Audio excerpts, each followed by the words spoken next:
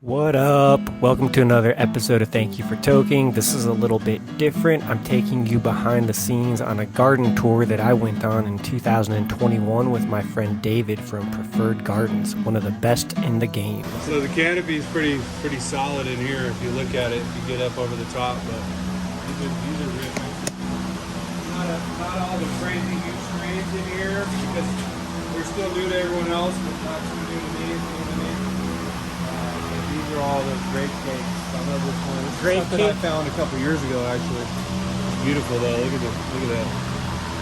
So that was Super grape, pretty. grape cake. I don't think you've never seen that anywhere. We're the only person that has grape cake, actually. A couple people hunted it, but no one ever brought it to fruition. So that was actually a seed junkie genetic. I don't know if you know seed junkie. I'm familiar with them. Yeah, he's the best breeder in the world, probably. I'd say he's the best breeder in the world. He comes out with all the cakes, all the mints, all those. They do really well for farmers. That's Jay Beasy, right? JB, Yeah. we're doing a little collab with them right now. We actually got some of those strains directly from them. Oh, that's tight. Yeah. Like when they Stars, no names to them. when they trust you to be like, yo, play with this gear. Yeah. That's sick. Come down here.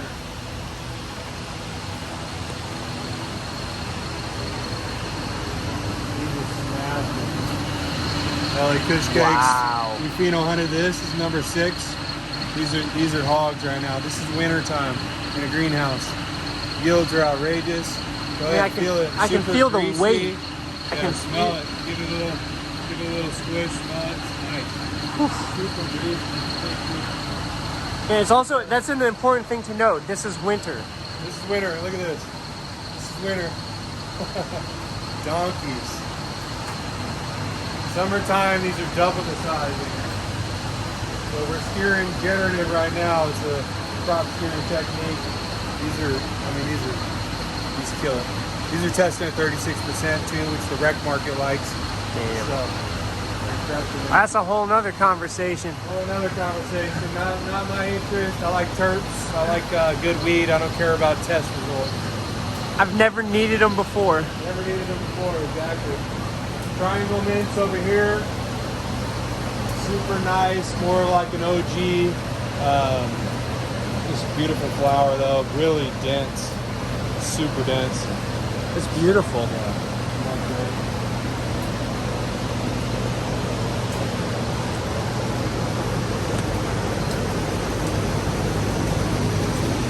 Talk over to the next house.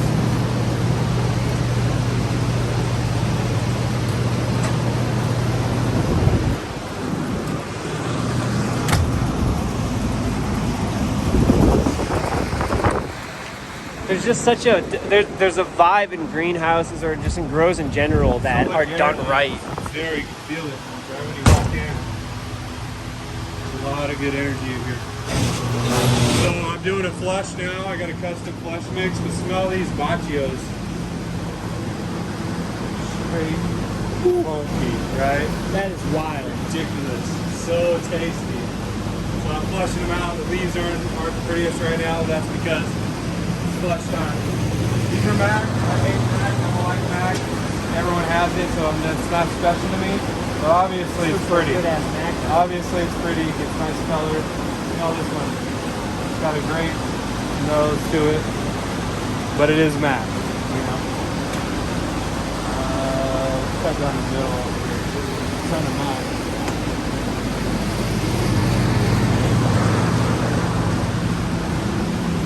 There's a lot of cakes in here that look really good. Baccio, I mean, the flavor, definitely good. Definitely tasty stuff. Every time. This is gelato cakes. Pretty stuff, really solid, smells good too. Really gelato-y though, right? Yeah, definitely. It's got that. Like, I feel like I taste it in my nose. Everything is crazy greasy and sticky. Cerrados, the yield is super heavy, really big. They're on flush right now, so the leaves are getting stripped of the chlorophyll. I like these Cerrados.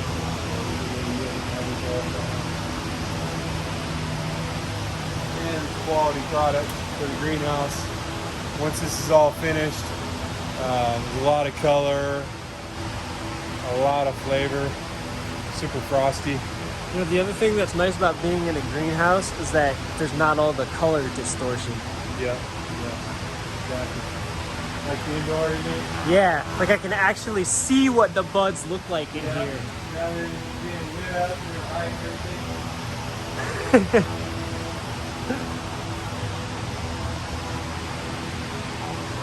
There's a lot of flower in these houses right now. See, I like this. Like, I would want to grow something like this in my house. Yeah. Just because it's pretty. Just super, look at Oh, shit. banana macaroon. Look at the frame. Couldn't be happier. These grape cakes are super beautiful back here closer to the wet wall. So they're a little cooler and more humidity. So they're nice and frosty and good color on them. They look like indoor when it's trimmed up. No doubt. Pretty old. Smells good too. I'll have to get you some of that.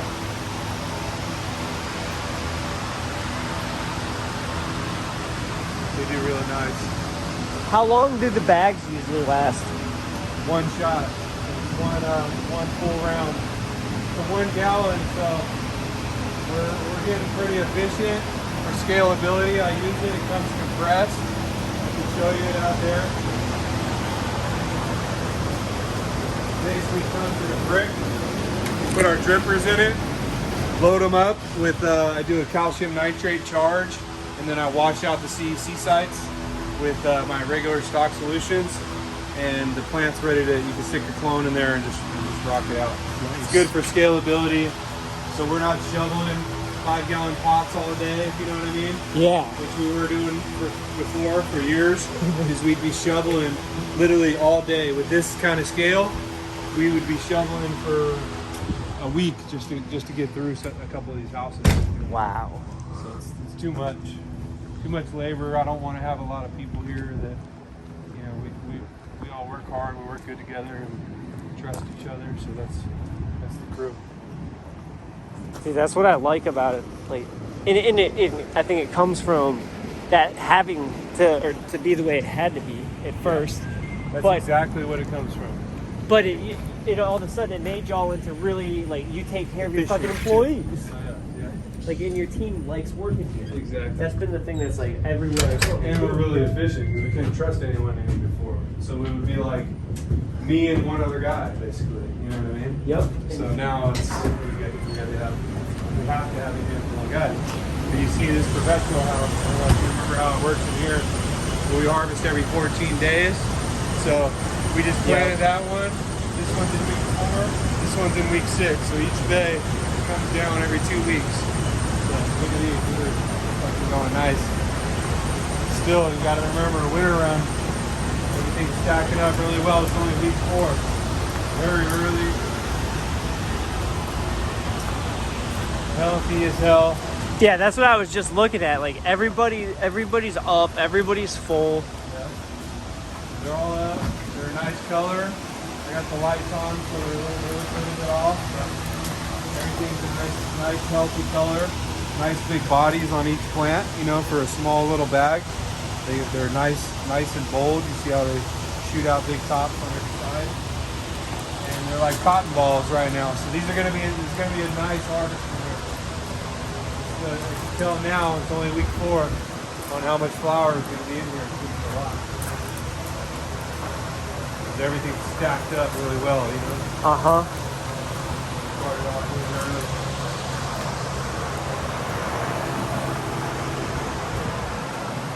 For pheno hunt, you basically do like a full bench of seeds every time out of at least one bay.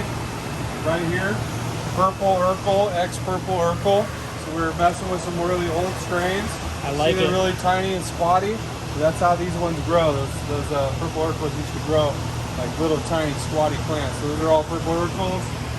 These are all a bunch of gushers crossed with, these are all new stuff. So no one has any of this stuff. Not one person has any of this. Gushers, ex-chauffeurs. A lot of these I'm testing because there's a lot of potentials. They're early, so you're not going to really see like all the color and everything that's going to come from it. This block ended up being all male, so we culled them. You know, we're sectioning them over here too. Oh, look, this one's beautiful. Look at this wow. one. Yeah.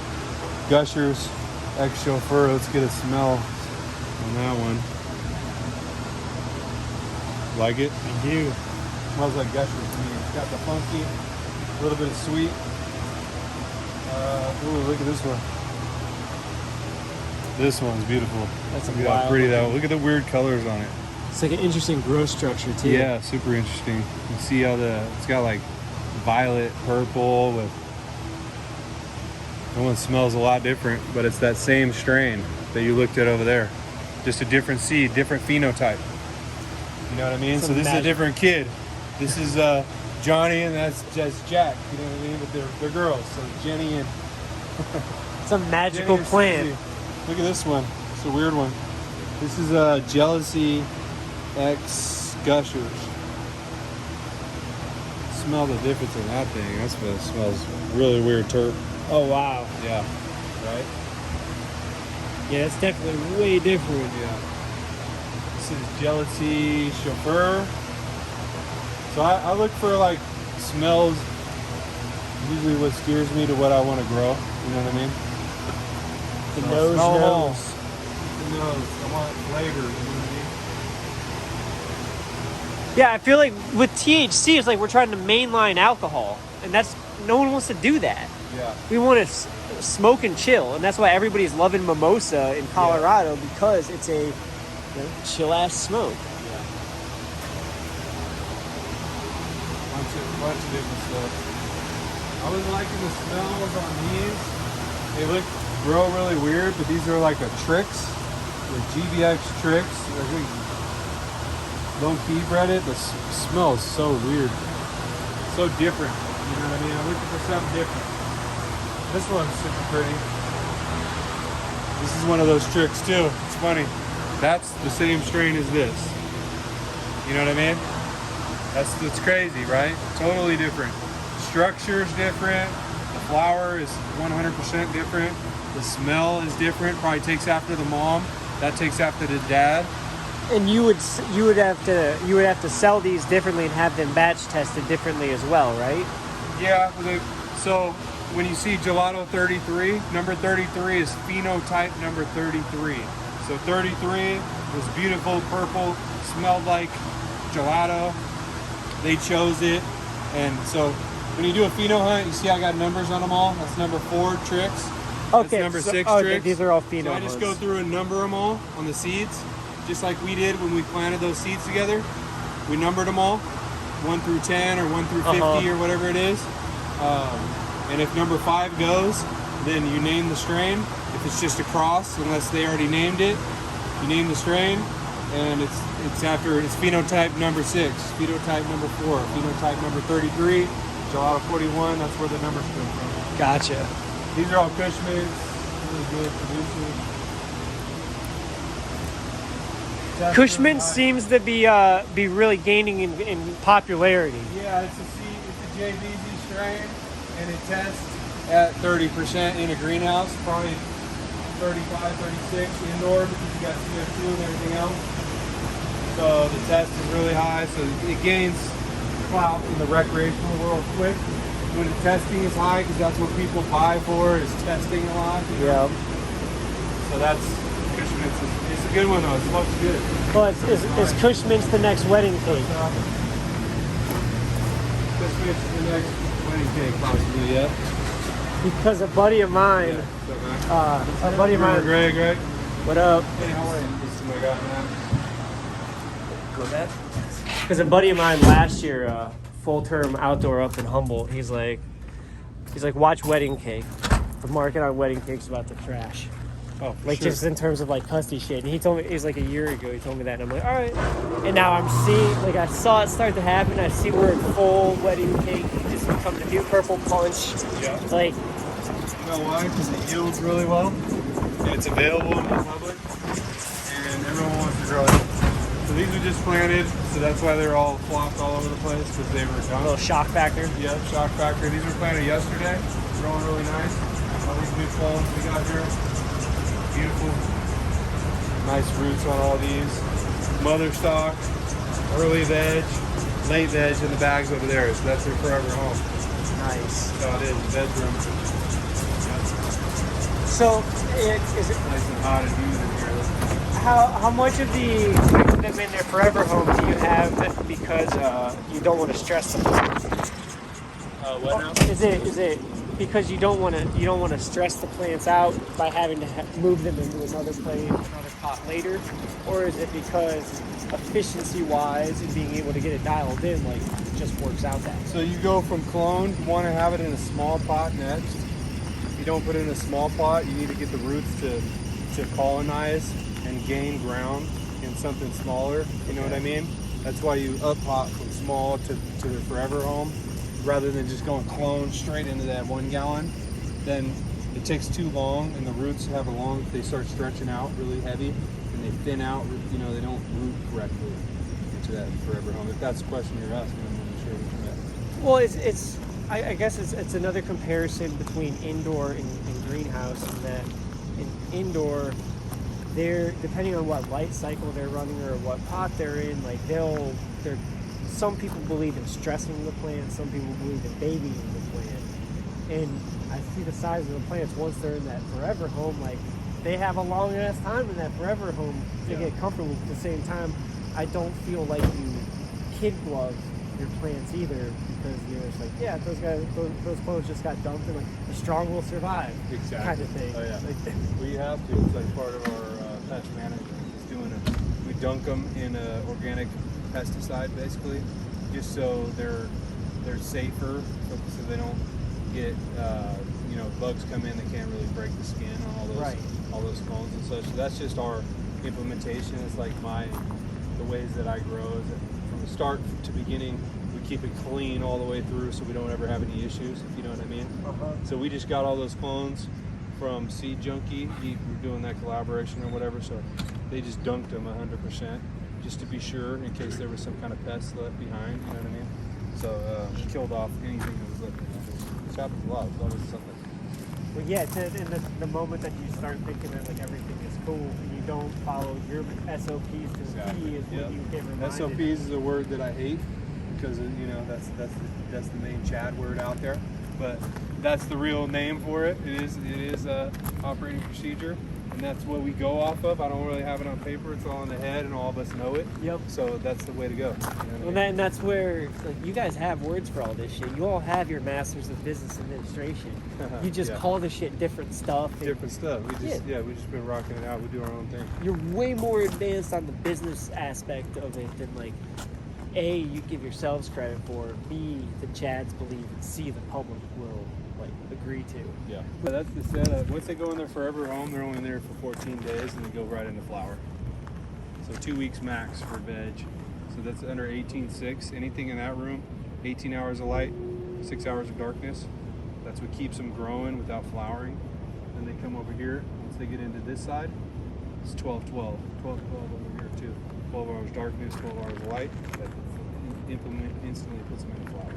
And so, is there any variability in terms of how long you let them push?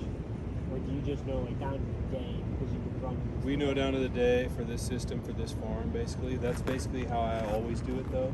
Is the 14-day shot in their forever home. It's been 14 days of veg, pretty much. They get 5 days at the most in the little 3x3 just to get the roots colonized. And then they go 14 into there, and I get them over here as fast as I can. Because if I do any longer, the plant is huge. I don't want to deal with a huge plant. It's just how you have not subpar quality cannabis.